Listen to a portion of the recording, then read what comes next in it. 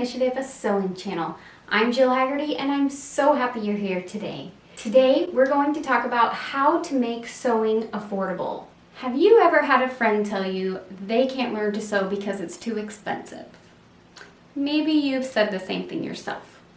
Well, I'm here to give you 8 tips to show you that sewing truly can be affordable. Not only affordable, but it can save you money and really pay off for you in the end. 8 easy tips and no excuses. Tip 1. Let everybody around you know that you are sewing. You would be surprised how many people have fabric sitting in their closets that they can't wait to get rid of. I've had fabric, notions, even sewing machines offered to me. Let the people around you know that you're sewing. Tip number 2. Get involved in the community and offer to test patterns for indie sewing pattern makers. In doing so, not only will you get a pattern for free in exchange for your input and information in how their patterns are written, but you will also be able to troubleshoot any problems you have with a community that is also working on the same pattern at the same time. That's invaluable information. Also, indie pattern companies love when all skill levels test their patterns. This is not only beneficial for them in knowing how well their pattern is written, but it's beneficial for you in being able to take steps and have encouragement along the way as you learn to sew and branch out and try new things. Tip 3, fit sewing into the budget. Anything you want to get proficient at, you need 1, time doing it, and 2, available resources to make it happen. In order to achieve both those goals, my sewing fits into my family clothing budget. As I write out the needs of each family member, I am able to see what pattern I can use to fit that need, how much yardage each pattern would require, and the approximate cost estimate to make that item.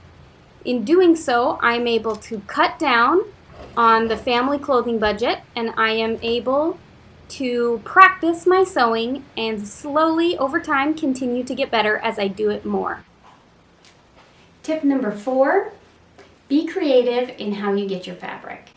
You can look at thrift shops, you can go to inexpensive stores and buy shower curtains like this here, tablecloths, bed sheets. All of these things can be turned into a project.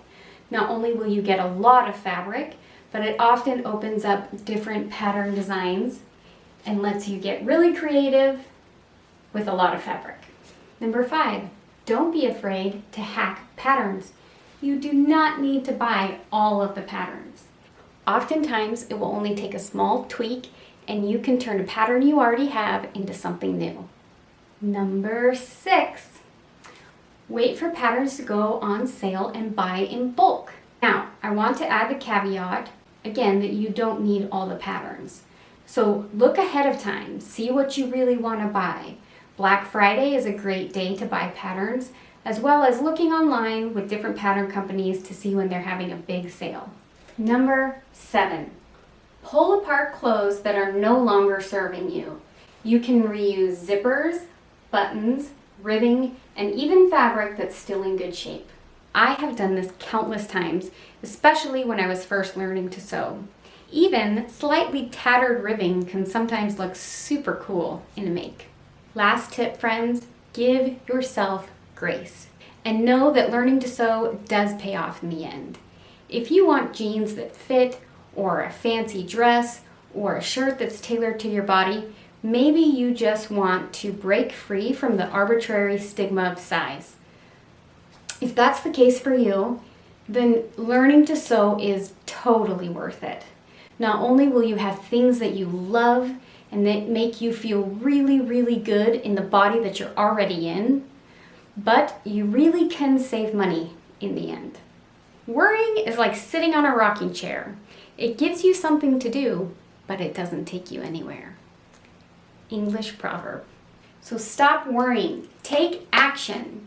Sewing can be affordable if you put in a little bit of extra work. That's it. 8 quick tips. What would you add to make sewing affordable? If you liked today's video, please like and comment in the section below. Let me know if there's any tips that you would add or if you've ever tried any of these out. And I promise, stick with it and sewing is fun. Until next time, bye!